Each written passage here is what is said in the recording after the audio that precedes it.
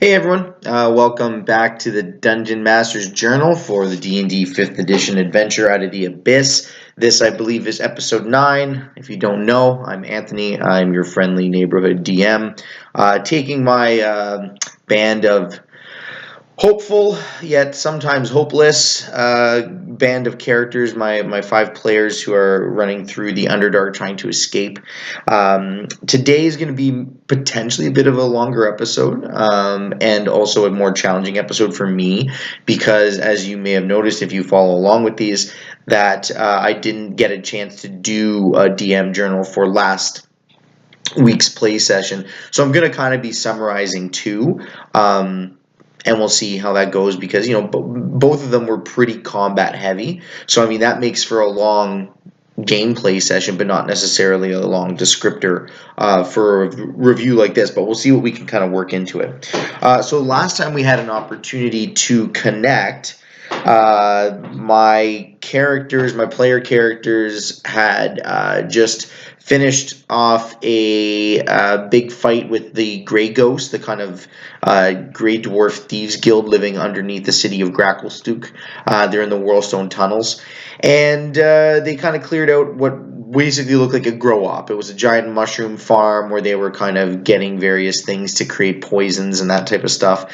They defeated the keepers of that garden, and had taken an opportunity to take a little rest. And while they were doing that, my warlock Colby, played by one of my players, found like a crack in the wall, and they know about these little cracks in the wall that seem to connect different tunnels and caves, and they require the players to take these mushrooms that are specifically found in the Whorlstone tunnels. One of them is called Bigwig, and the other one is called Pygmywort. And a la Alice in Wonderland, taking one makes you grow, and taking the other one makes you shrink, and vice versa. So he found one of these cracks in the wall, took one of the mushrooms, went inside, and found that there was some kind of like grotesque humanoid spider thing, as well as some giant spider attendants that attacked and killed his familiar, who he sent ahead to scout. And that's where we had left, so we weren't sure what was really going to happen. So the spiders actually did win initiative, but didn't have enough movement to get to Colby, who had kind of like stuck back near the entrance. So he left, and just got out of there and kind of informed the party of what was happening. And at that point, after some discussion, the paladin Sir Robert said, well, we should go in there and take care of those kind of dastardly creatures. And remember that Sir Robert has Dawnbringer, which is a really cool magic sword, and the sword is also sentient and has an alignment of lawful good. So the sword is also kind of like, yes, we should go and kind of bring light to the darkness and kill these foul creatures and that type of thing. So for better or for worse, they go in there. I think that through a combination of bad luck on their part, aka rolling abysmally, and myself getting some pretty decent rolls at times, a combination of that plus just happenstance of the things they're encountering have meant that a lot of the combats have been really tough for the players. And as so, they have kind of developed almost like an in-game PTSD type of thing, where they had just assumed that the next fight could be their last every time, which on the one hand is good, because that should be the feel of this party of characters in the Underdark. Literally everything is really scary. At the same time, though, I don't want the actual players to feel like every fight is out of Dark Souls or something like that. So they went into this fight really kind of nervous, but they pretty easily dispatched them. I mean, it was 3 giant spiders, but one of them had a couple bonuses and was a little tougher. But they kind of made quick work of that and then continued on their way down. And they've been getting a lot of XP, and especially in these last 2 sessions, not enough to level up yet. They're still level 4, but they kind of continued on their adventures through the Whorlstone tunnels. So I believe, and because I actually have the book here in front of me, I'm checking maps to remember where they went everywhere. And I believe that from there they left the kind of grow op area, and they followed to to essentially a area that had a large pool, a cavern that had a large pool, and it had one way to go was kind of to take an underpass, go around the pool through a separate tunnel. Another was a sloping up ramp that kind of wrapped around the cavern upwards, so to speak, with the pool below. And the whole time, the reason that the characters have been having, not getting lost, basically, because there's just this network of tunnels, like it's almost a maze. And the reason they've been doing so well and kind of going to where they need to be is because they've been tracking Droki, and the party barbarian, a half-orc by the name of Bard, is great with survival. And his player, rather, she's been making great survival checks every time. So there's never been a wrong turn. They just kind of keep doing the same thing that they've been doing. So they go through the underpass, no issue. As they move along, they encounter, I think, like some Grimlocks, which are basically like blind humanoid, creatures that used to serve the mind flayers, that type of thing. Again, they had this fight. They encountered them, they killed them, there was like 3 of them, it wasn't a big deal. They also encountered a carrion crawler, which could have been a big deal, could have been a nasty fight. But the carrion crawler was feasting on a corpse, like the corpse of actually a Grimlock, I think. And so it was this issue of, well, you see it, and the Grimlock kind of sees, the carrion crawler kind of sees you, but it's like just eating, and it kind of looks up, and no one's doing anything, so it just kind of goes back to eating. So the group wisely makes the choice just to say, well, it looks like this thing's busy, so maybe if we just don't bug it, it will just leave us alone. And that's exactly what happened. So they just kind of bypassed what could have been a really nasty fight, which I was kind of glad that they did, because the Whorlstone tunnels have really beat the crap out of the party. They haven't had an opportunity for a long rest because they don't want to risk losing Droki, who is the fulcrum of a couple of the big quest lines in Gracklestugh. So they've just been doing a couple short rests here and there, and then following along. So the next area they get to is kind of like a campsite with a couple kind of cage pens in it, where there's these great big cave bears, as well as some Darrow guarding them. So they encounter this area, and only one of the bears, I think, actually gets released in time. They stop the Darrow from releasing the other bears. So they off the one bear, they defeat the Darrow guarding that area, and in addition to that, they are able to actually use some successful handle animal checks to essentially calm the other 2 bears and just let them free.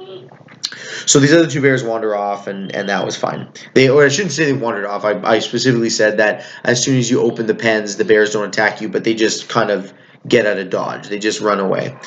So at that point, they're looking around, and they see, again, another one of these skinny cracks in the walls. So they go through there, and as they're moving through that particular crack, they come across 4 little creatures kind of wrestling with each other.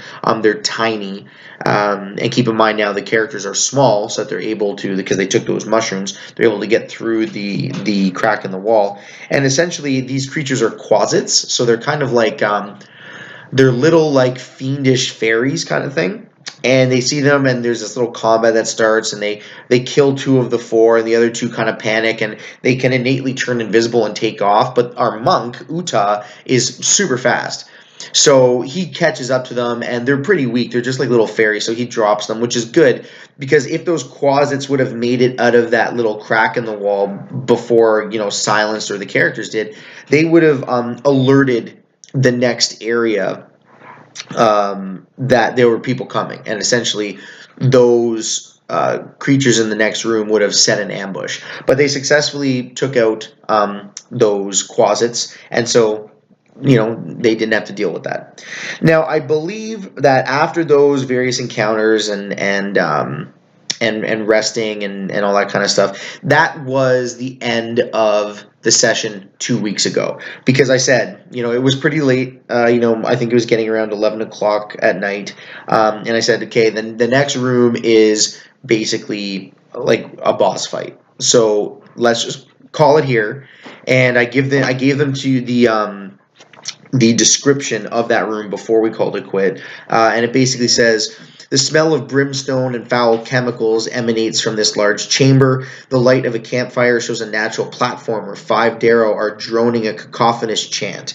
A 2-headed dog stirs inside a cage, while another Darrow nearby plays with a crossbow and watches the dog nervously.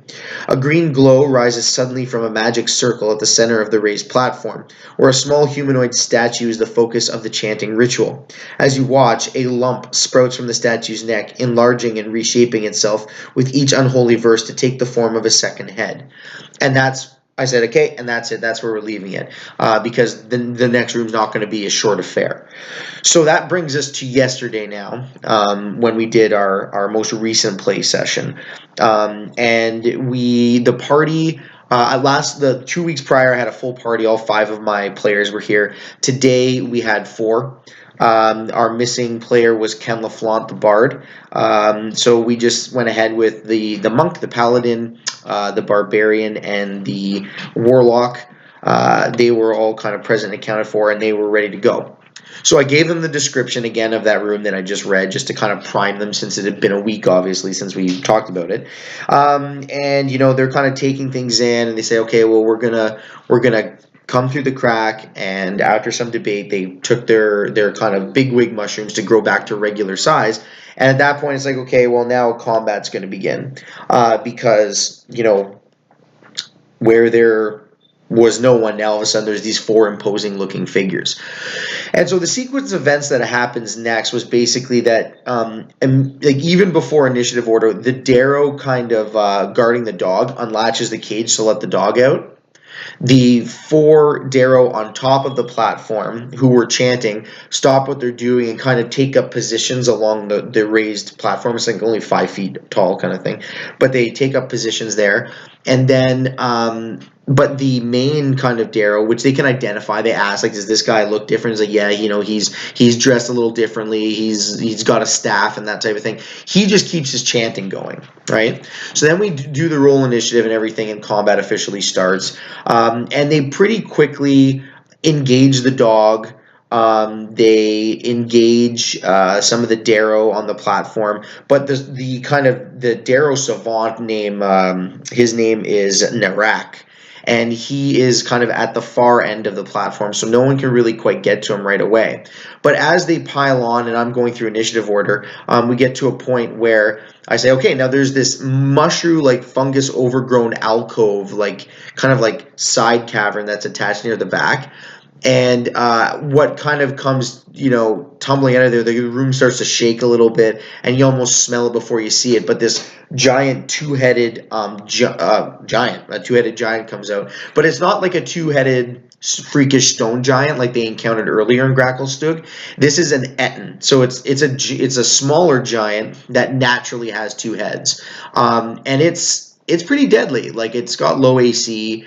And its hit point pool is pretty moderate, but it can hit like a truck. It gets 2 attacks per turn with a Morning Star and a Great Axe, and each of these attacks is like +7 to hit, and, you know, does like 2d8 plus 5 damage or some silly thing. So he was like the bodyguard to Narak, and it was a girl, actually. It was a female named Grulamunga, and she was really fun to roleplay. Just the kind of idea of like, Grulamunga smash, and she has like 2 heads and everything. So they sometimes talk to each other, and a character will hit, and one of the heads turns to look, and maybe it draws the attention that way. So that was a really fun kind of monster NPC to play from my perspective. But the fight was great on so many levels. It was such a cinematic, intense fight. So I'm just going to give you the highlights. I'm not going to give you turn by turn, obviously. But basically, you know, they take out a couple of the Darrow Gumbies pretty quick. Sir Robert, you know, with Dawnbringer, basically says, I use my bonus action to make the sunlight that Dawnbringer emits goes to maximum. Like, he kind of turns the flashlight all the way up, which was really important because every Darrow in that room has sunlight sensitivity. So now, including the wizard, there's disadvantage on attack rolls and all that kind of thing. So that was extremely helpful because I think otherwise the party probably would have dropped. And one of the other things they noticed is that off to the side by the campfire is actually Droki. They kind of tracked him to a place where he was taking a rest with maybe some of his fellow Darrow. So now Droki's trying to make a break for it out the long end of the cavern, and the party's trying to split attention between stopping Droki from getting away, because that's kind of like their main objective, but also not dying to, essentially a rabble of Darrow, a two-headed giant, a two-headed dog, and this caster. So the monk, the Tortle Utah, his strategy was, okay, I downed this Darrow in my way, and now I'm sprinting back to the mage, and my job is going to be to keep the mage from really casting anything. And that worked for the first round for sure. He knocked the mage prone, he succeeded that. What happened was the warlock Colby cast suggestion or something and forced Narak to basically drop to his knees and grovel for a turn. So that took him out for a turn. And then obviously he stopped his chanting at that point, and so he joined the fray. And so the fighting went on. Now here's the real highlight reel. As Droki's getting away, Colby is having a super hard time hitting anything, which he couldn't roll above a 10 on a d20 almost all night, and it was really frustrating for him. A little funny for me, not gonna lie. But essentially, he sent his familiar Poncho after Droki. Droki has some innate spellcasting abilities, so a couple rounds of combat, Droki took out the familiar that was bogging him down, but he did take some damage. And he's running away, and then eventually the strategy turns so that Utah, he's the fastest one of the group, ironically, being the tortoise person, and they're like, go stop Droki. So he runs over there, and on Droki's turn, I think to myself, all right, I'm going to cast another one of his innate spells. It's going to cast Fear. And originally, he's being engaged by these two characters, and he says, I'm thinking to myself, he's going to cast it on Colby, because of the two, Colby probably has the worst wisdom save. And then the more I thought about it, I thought, but Utah's right there, aggressing him hand to hand, probably going to do it there. So I say, okay, so Droki looks at you, and I said, Utah, what's your worst fear? And he says, that's a really good question. I don't know. I think it's nothing. And I just rolled with that. And I was like, right, nothing. You are afraid of the void. So I said, as Droki's eyes zone in on you, it's like the world falls away and blackness envelops you and you feel lonely and despair. And so take a wisdom saving throw. Turns out that the monk doesn't have as great of a wisdom as I thought that he did. And he failed the fear check. Now what this means is that on his turn, he has to immediately, before getting to take any other saves, has to dash, so double move, directly away from the source of fear by the safest means possible with the objective of breaking line of sight with the fear-causing target. And then once line of sight's broken, he can start to make rolls to overcome that fear. Now here's the problem. The monk is like the fastest party member, and a dash for him is 100 feet. So he takes off down the long end of the cavern, and here's where some of the bad luck comes in. That is the one part of the cave where there is about a 10 foot by 10 foot like square that is a trap. It's like a false floor. And well, of course, the monk runs right over it. And I say, okay, take a dex saving throw. And he does it, and he fails. And at this point, Utah has taken a pounding from Grulamunga, from some of the other Darrow's got a lucky shot with a crossbow kind of thing. Their crossbows can be kind of nasty. So he had 1 HP left. So he fails the dex save, falls 10 feet. That's a d6 of damage, and that's 1. So he falls unconscious, which would have been fine, especially because I was like, well, the bad news is you're falling down this hole.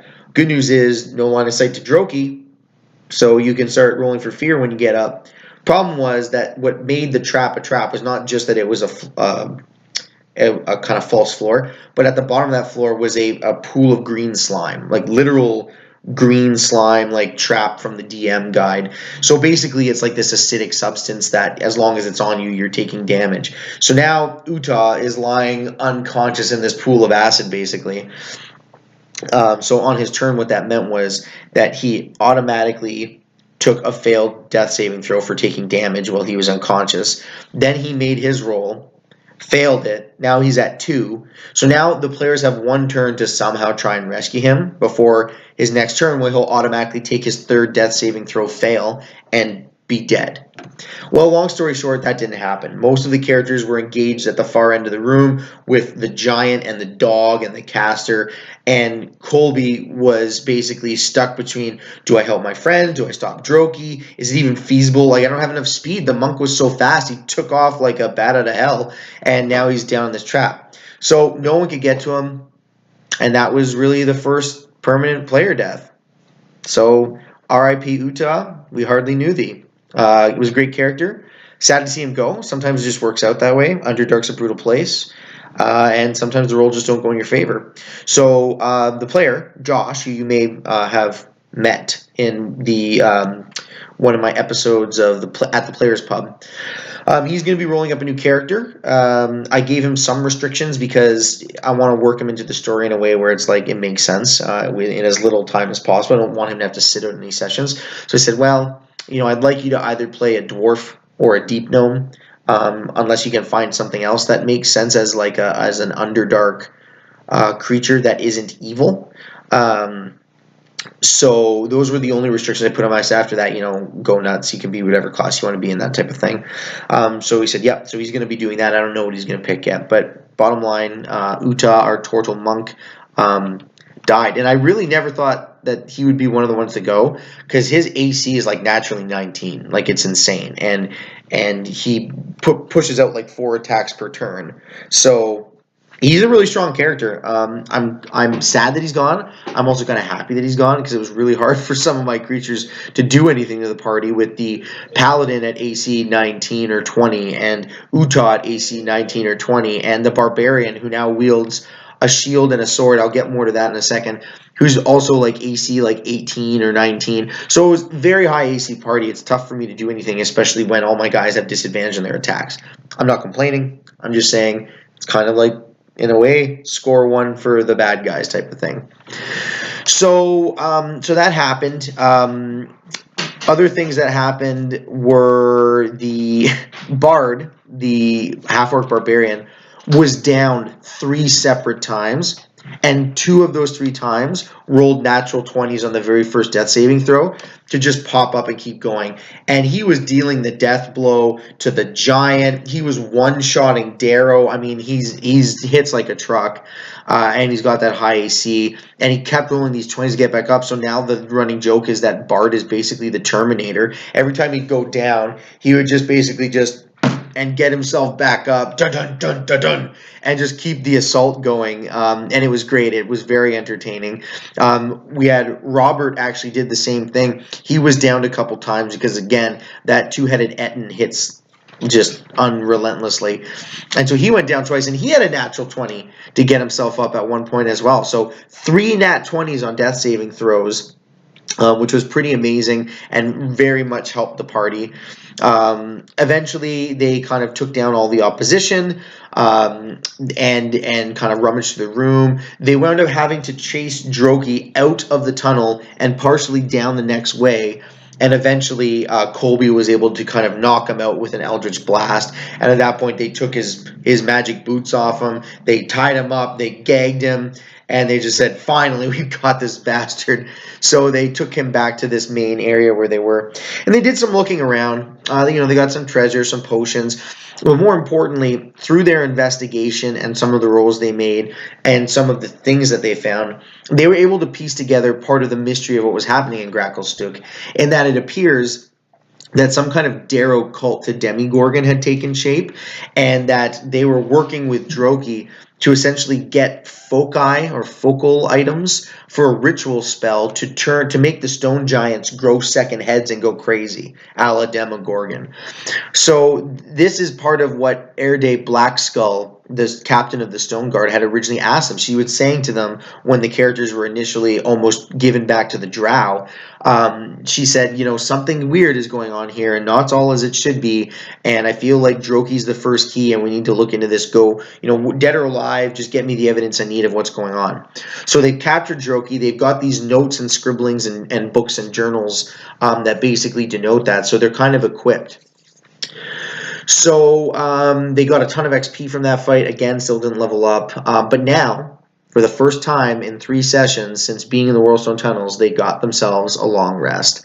and they deserve it. They earned their stripes in that fight for sure. There was no kind of risk now of not being able to get their hands on Droki. He was all tied up. So they took their long rest, got their spell slots back, healed up, got their abilities back and everything. So they were feeling really good after that rest as well.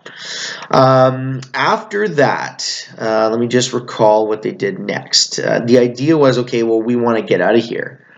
And you know, there was a time where Sir Robert said, well, I mean, we've toiled away through this, you know, spider web of tunnels for a while. Like, I feel like we should just push forward and kind of see how far the rabbit hole goes, type of thing.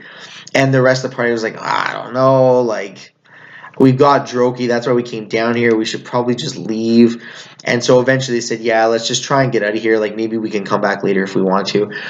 Now here's the problem, is getting to where they needed to find Droki was not a big deal because they were following his footsteps. They were tracking him. The barbarian was an accomplished tracker. He was rolling, or she was rolling great nature checks in order to find where Droki was. So that was all fine.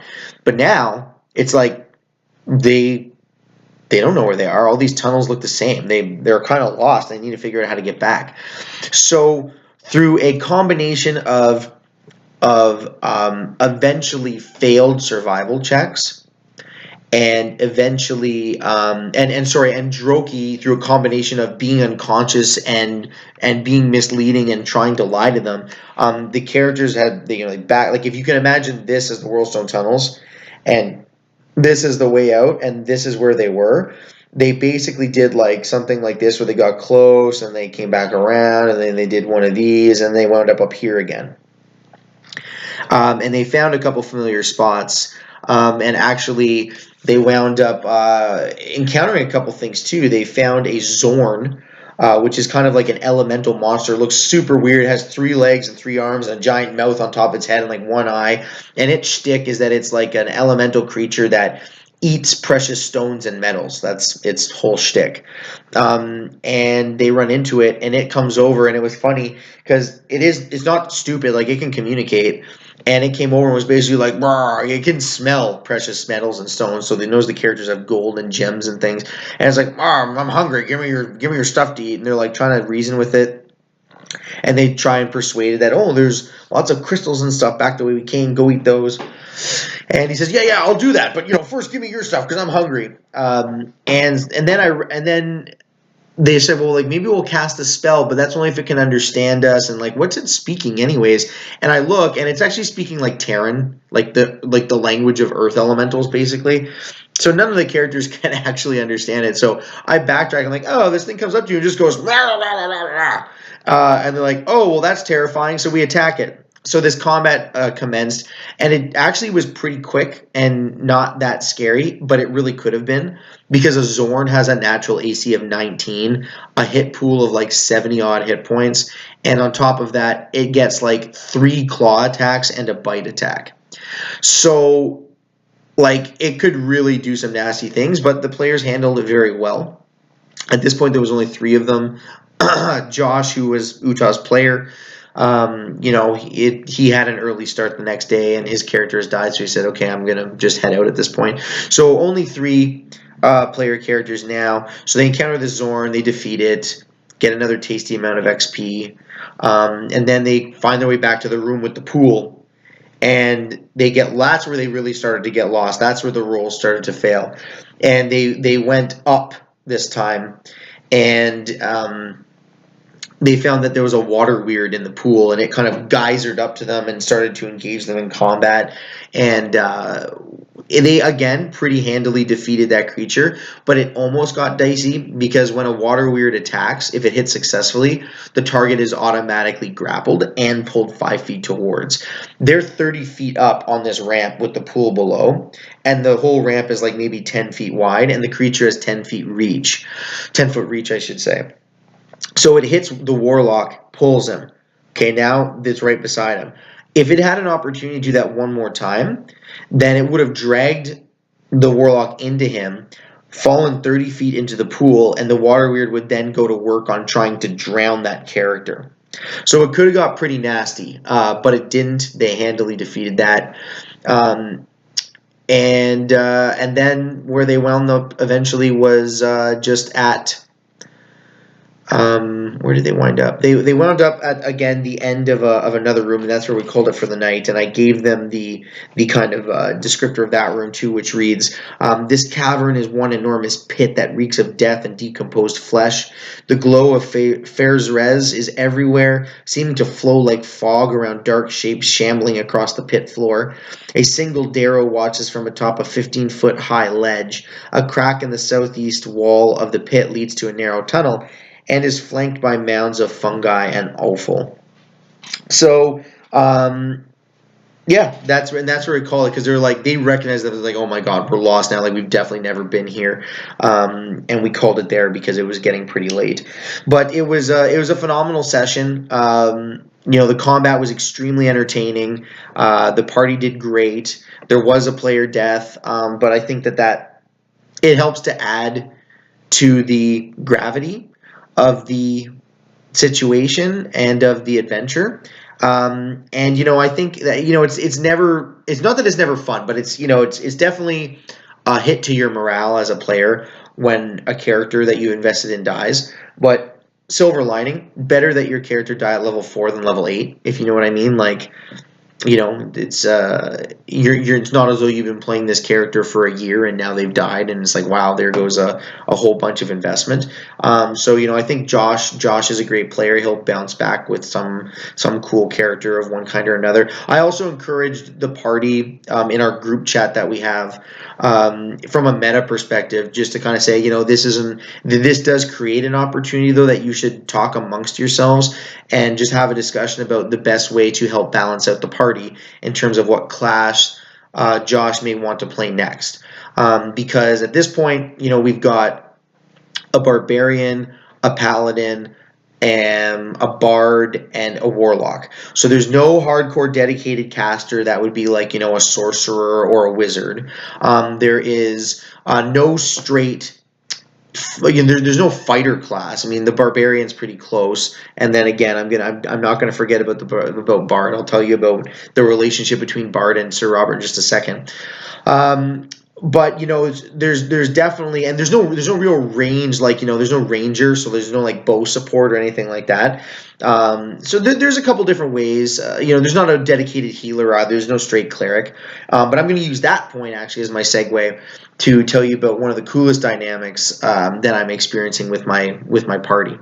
So Sir Robert, is his shtick, if you forget, or if you haven't, maybe this is one of your first times watching one of these videos. Sir Robert is kind of like this 40-year-old guy who has had a lot of adventuring days, and for one reason or another, had a crisis of faith, or ventured into the Underdark and had most of the people under his protection die. So he kind of reverted, and that was the idea of like why he's back to level 1 at the start of this adventure. And as they've been going through this adventure, a lot of the NPCs they escape with have died. He's not able to do as much damage as the player would have liked. And the player kind of worked this in and said, well, Sir Robert is kind of starting to realize that he's not the hero anymore. He's not the Luke Skywalker. He's the Obi-Wan Kenobi now. He's the guy with the experience and the wisdom, but he's getting too old for this. He doesn't want to take responsibility for protecting people if he can't protect them, and look at all the people who are dying around him. Now, at that same moment, he's looking at this young half-orc named Bard, who, grew up in his hometown with his human father and was kind of like the folk hero of the town, getting rid of bandits and highwaymen and that kind of thing. And so Bard has a real sense of right and wrong, even if he's not that clever. He's very moral. And so he's looking at this and how much damage this guy can do, and he's thinking to himself, Bard shows remarkable promise, and Bard has created a bit of a rapport with Sir Robert almost since the start. And so now they have become that kind of Obi-Wan and Luke type of thing. And to reflect that, because I thought it was an amazing idea, and they're not super high level or anything, but the player basically said, well, I'm thinking what I'd like to do is actually, I'll keep my 1 or 2 levels of Paladin, but exchange my other 2 or 3 levels from Paladin and change them over to Cleric. And that's going to be me taking a step back. and Bard may now choose to level up instead of as a barbarian as a paladin. And he's stopped fighting with a great axe and has favored now instead a sword and shield.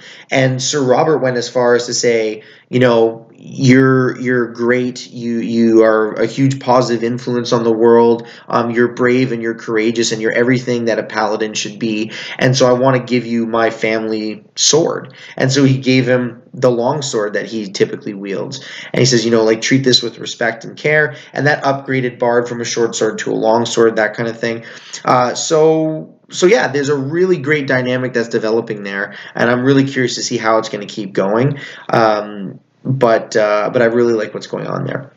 So yeah, so that basically is in summation what the last 2 weeks of play sessions have been. I'm really curious to see, if they'll say, okay, well, screw it, we're at this new place, let's just keep going, and just if they'll finish off the Whorlstone tunnels, or if after this room they say, well, we turn right around then because we know this isn't the right way. I'm not sure, but we'll see what happens. There's still some really interesting things in store for them, and there may be a way for me to introduce Josh's new character even before, maybe after this room, but before they decide what they want to do next. So yeah, we'll see what happens. Great play sessions. If my players are watching, thanks to all you guys. You made it really fun, and we'll catch you next time on the next episode of DM Journal.